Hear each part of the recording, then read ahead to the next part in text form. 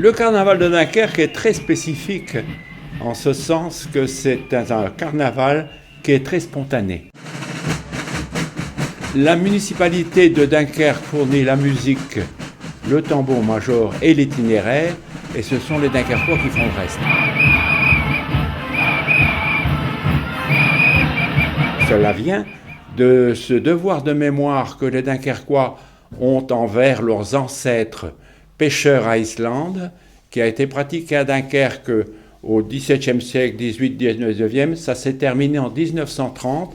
En 1930, les dernières goélettes sont parties pêcher la morue en Islande.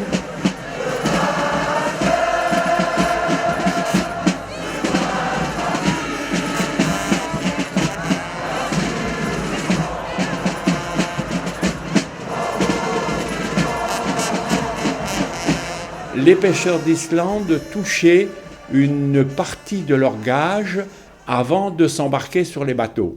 L'armateur leur payait une partie et avec ceci, ils faisaient un grand banquet et ils allaient de taverne en bistrot en chantant des chansons de marins. Et on dira les v'là qui s'en vont, les v'là qui s'en vont, les v'là qui s'en vont. Et on dira les v'là qui s'en vont. Et très peu qui reviendront. C'est aussi la chanson des marins qui partaient et qui avaient le risque de... ils avaient justement le risque de ne pas revenir parce qu'il y a eu une année où il y a eu plus de 100 marins qui ont disparu lors d'une campagne d'Islande. Et comme c'était toujours au printemps, donc après le février-mars, le départ à Islande, c'était à ce moment-là que ça se pratiquait, ça correspondait toujours à la période de carnaval.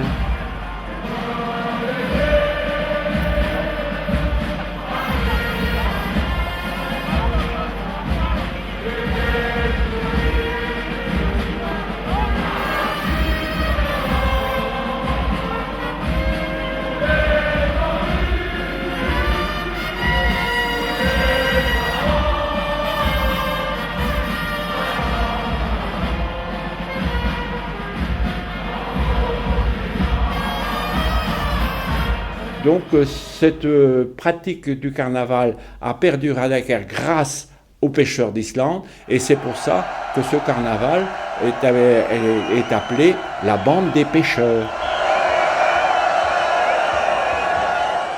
Voilà, donc en 1945, à la fin de la guerre, il n'y a pas eu de carnaval et le premier carnaval qui a été pratiqué à Dunkerque était en 1946. Et j'ai eu la chance de pouvoir pratiquer ce carnaval grâce à mon père qui était déjà carnavaleux avant-guerre. J'avais 16 ans à l'époque. Il m'a dit « Tu m'accompagnes pour faire la bande de Dunkerque ».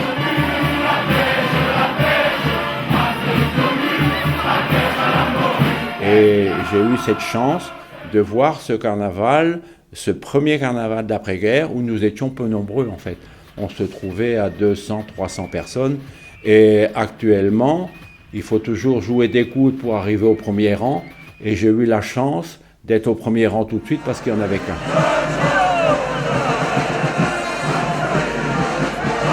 Quand on a pris le départ de la bande place de la Gare, on voyait le port, on voyait Jean Bart, on voyait l'église Saint-Éloi, mais tout le reste était rasé, c'était complètement rasé.